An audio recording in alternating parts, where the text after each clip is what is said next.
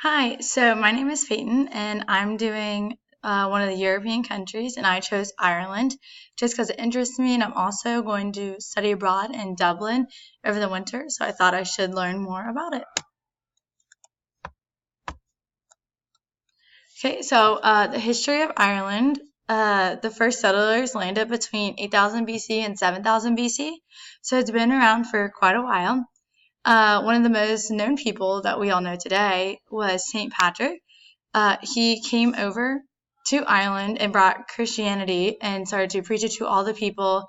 And he helped build several churches around Ireland and started to teach Christianity to everybody there.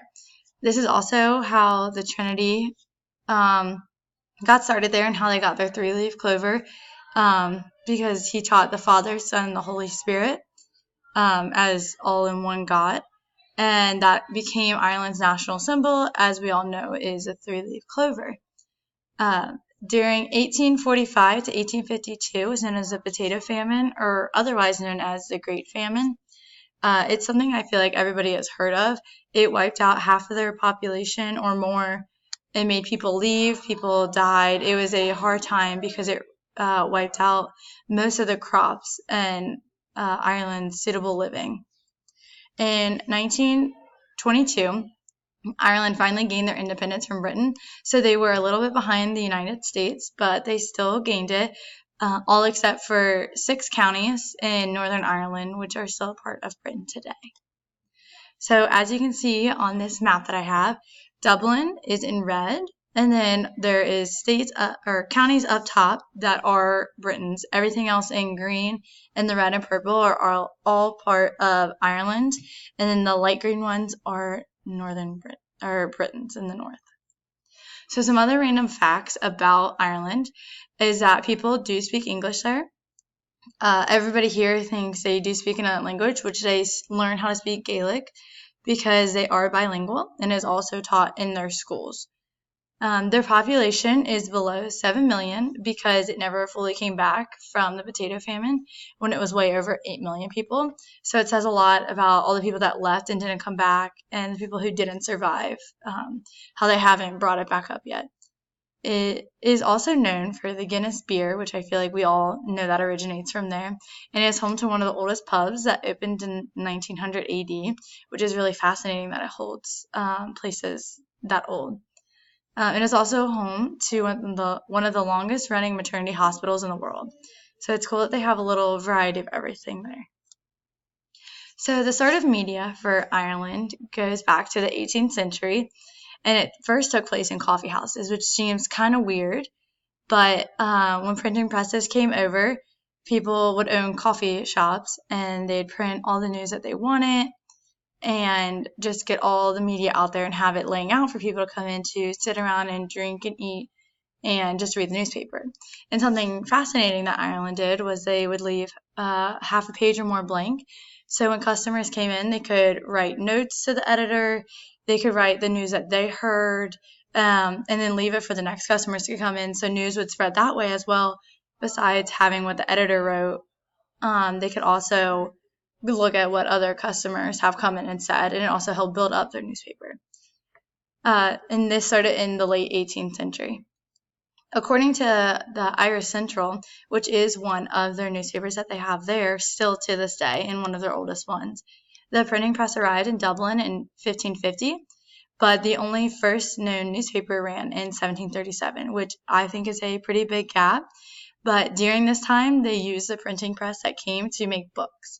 So instead of having media out there, everybody made books to read and different types of stuff instead of writing it by hand. And then newspapers remain popular in Ireland, with near 90% of Irish adults regularly reading them, according to National Newspapers of Ireland and Joint Readership Survey. And that was from John Lee of the Irish Central, and he is a writer for this newspaper that is still there today.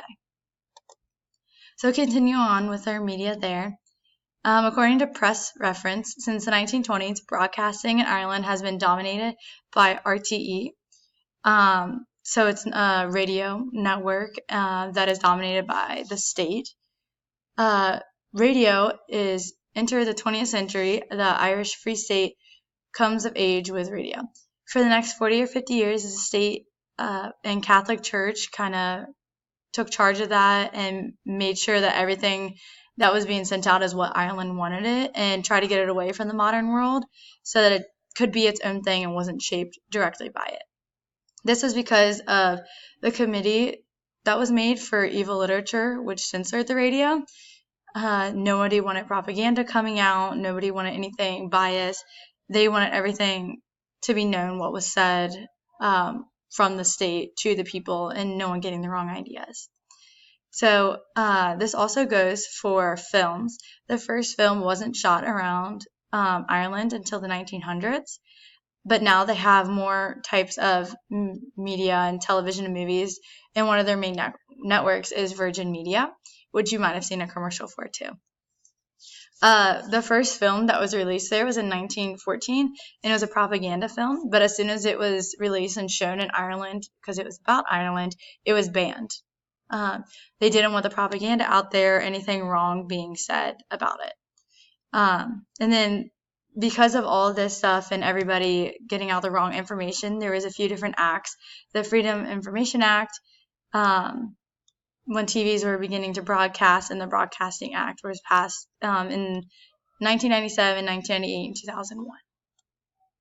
So this is a list of top Irish newspapers and media. As you can see, the number 5 is Irish Central, which is where I got some of my information from, and Irish Independent. Most of them are all run there, and they don't get much of their news from outside of Ireland. And here are some pictures of what their newspapers look like. There's Virgin Media and some of their other independent news media that they use to get worldly news. And here I compiled a long list of data that I got from Press Reference. It shows how all the newspapers they have, either that go out daily or weekly, all the radio stations they have and television stations, how many people watch them, and all of the information that goes along with that for them to get their data. To make it easier to read, I made it into a pie graph. So you can see that in light green, there's 66 different newspapers. There's 115 different radio stations, which is in the dark green.